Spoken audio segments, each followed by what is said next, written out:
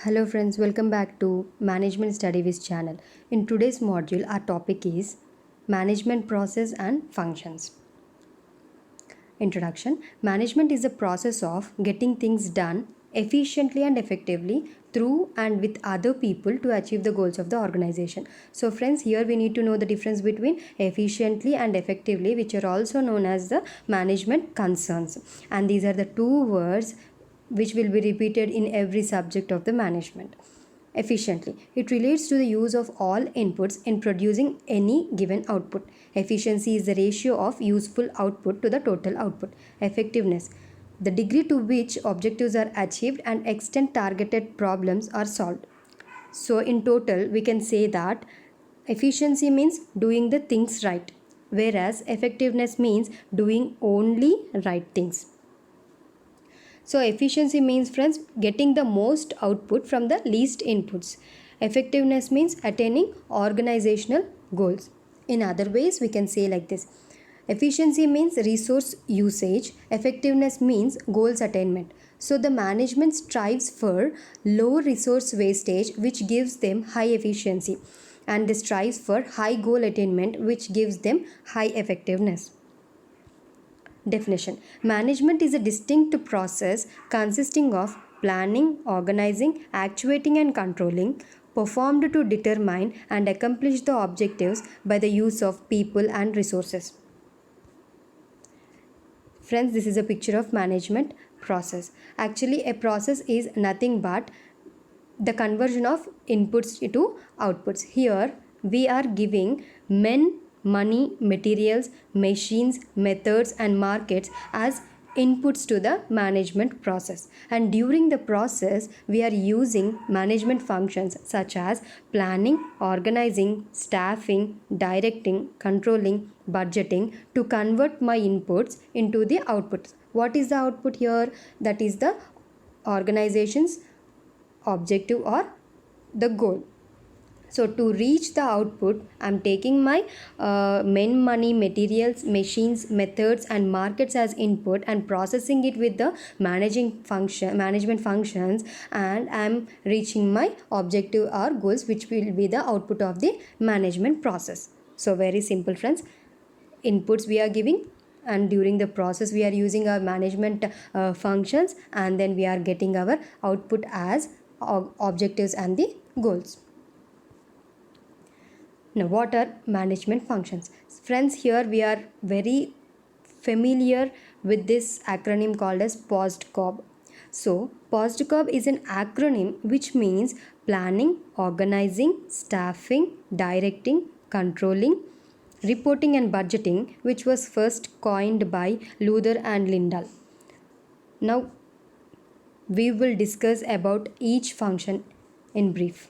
Planning. It is a primary function of management and it's like a blueprint. It is the key to success, stability and prosperity in a business. It acts like a tool for solving the problems of a business unit, and also it helps to visualize the future problems and keep the management ready with the possible solution. It involves determination of a course of action to achieve the desired objectives. So friends, planning is the starting point of management process, and all the other functions of management are related to, and they are dependent on this planning function. Now, organizing. Organizing is nothing but bringing all the resources together. That is men, material, machines or methods, as we discussed in the process diagram. So they are the resources which we are giving and using them properly for achieving the objectives. This organizing is a process as well as it is a structure. It means arranging ways and means for the execution of a business plan. It provides suitable administrative structure and facilitates the execution of proposed plan. Organizing involves departmentalization, establishing span of control. That means number of subordinates that a manager can control. Delegation of authority, establishment of superior and subordinate relationship, and also the provision of mechanism for coordination of various business activities. Next friends, staffing. It refers to provision of manpower for the execution of a business plan and involves recruitment, selection, appraisal, remuneration and development of personnel. So, the right man for the right job is a basic principle which will be used in staffing. Because friends, manpower is the most important asset of the business unit. In many organizations, manpower planning and development activities are entrusted to personnel managers, that is HRD managers. The need for staffing arises in the initial period and also from time to time for replacement and also along with the expansion and diversification of the business activities. So every business unit needs sufficient stable and cooperative staff for the management of business activities. Next friends, directing. Directing is also known as leading. So it deals with guiding and instructing people to do the work in the right manner. It is the responsibility of managers at all the levels and they have to work as the leaders of their subordinates. It involves raising the morale. Morale means the boosting. That means we are boosting the employees of the organization. So it involves raising the morale of the subordinates. A leadership is essential on the part of managers for achieving organizational objectives. It involves communicating, leading and motivating. So managers should give clear plans to set the stage. So it requires a manager to direct and lead his men for achieving the objectives. Coordinating. Effective coordination and also integration of activities of different departments are essential for orderly working of an organization.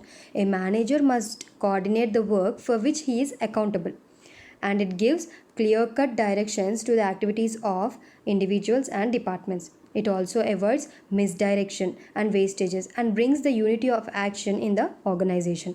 This entails decision making and delegating structured instructions and orders to execute them.